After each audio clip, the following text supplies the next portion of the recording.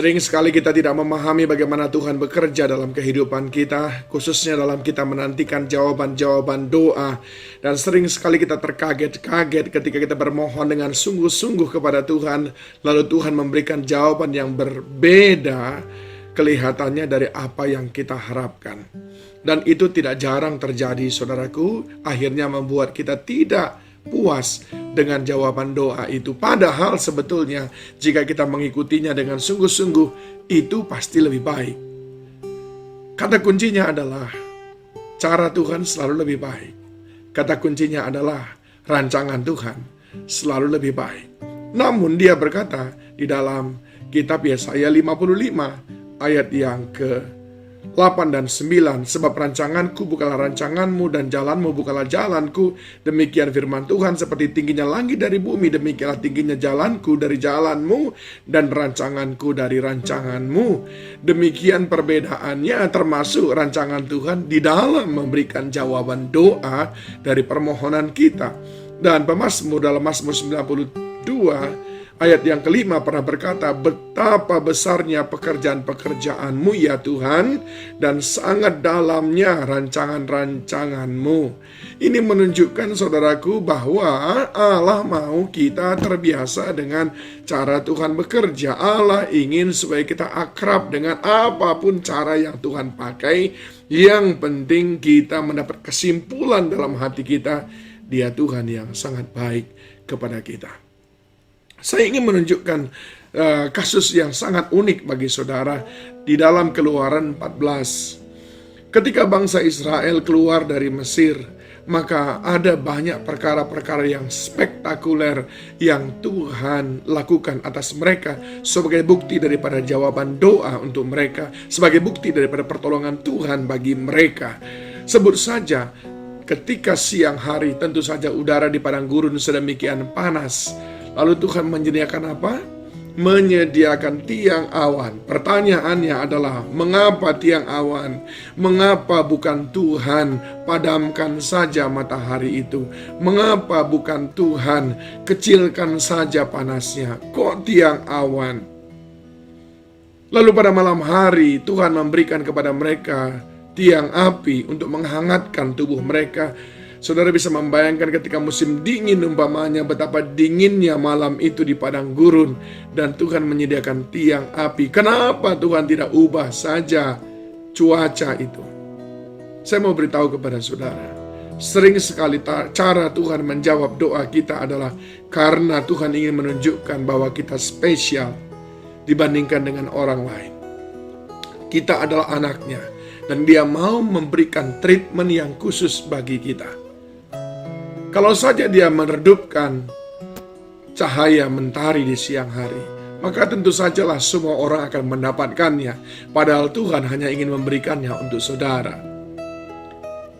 Inilah kedahsyatan Allah kita. Alasan Dia yang pertama adalah karena Dia ingin memberikan kepada kita perlakuan yang sangat istimewa. Tetapi justru kadang-kadang ketika kita diperlakukan istimewa, kita bahkan tidak merasa senang karena kita tidak memahaminya. Alasan yang kedua, saudaraku, mengapa Allah tidak persis menjawab seperti yang kita mohonkan?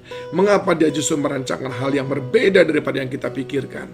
Di dalam Keluaran 14 juga diceritakan bahwa di dalam ayat yang ke-21, lalu Musa mengulurkan tangannya ke atas laut, dan semalam-malaman itu Tuhan menguakkan air laut dengan perantaran angin timur yang keras, membuat laut itu menjadi tanah kering, maka terbelahlah air itu.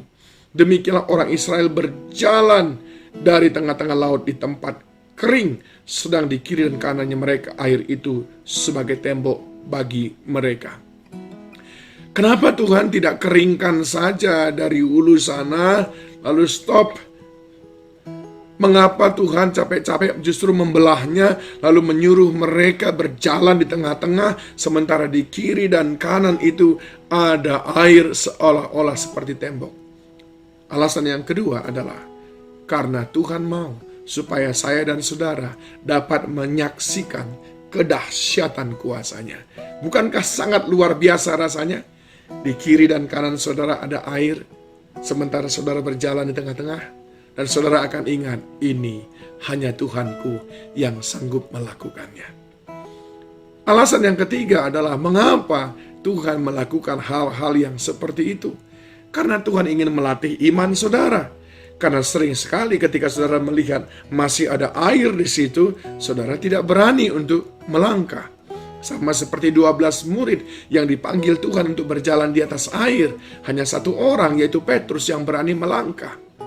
Tuhan sengaja membiarkan itu, air ada di sekeliling saudara, di kiri kanan saudara, di kiri kanan bangsa Israel ketika itu. Karena Tuhan ingin melihat, adakah mereka percaya kepada Tuhan. Alasan yang keempat adalah karena Tuhan ingin melihat ketaatan kita. Kalau aku belokkan sedikit, apakah dia masih percaya kepadaku dan masih taat kepadaku? Kalau aku ubah sedikit, tidak persis seperti yang dia minta, namun nanti hasilnya akan lebih baik, adakah dia taat kepadaku? Cara Tuhan berbeda dengan apa yang saudara harapkan. Cara Tuhan berbeda dengan apa yang saudara minta. Dia memiliki 4 alasan. Yang pertama, karena dia ingin memberkati saudara secara istimewa. Dia memperlakukan saudara secara istimewa. 2, karena dia ingin saudara melihat kedahsyatan kuasanya. Yang ketiga, dia saudara ingin melihat supaya saudara melatih iman percaya saudara. Di tengah-tengah pandemi saat seperti sekarang ini, percayakah engkau? Engkau terus berjalan di tengah-tengahnya dan engkau akan luput. Tidak seperti orang-orang. Orang-orang mungkin kau lihat kiri kanan semuanya menjadi bangkai, tapi tidak denganmu. Dan yang keempat adalah dia ingin melihat ketaatan saudara. Saat dia belokkan sedikit, saat dia pergi sedikit, tidak seperti yang saudara harapkan, apakah saudara masih tetap setia? Cara Tuhan berbeda, tetapi dia Tuhan yang sangat baik. Tuhan Yesus menolong saudara.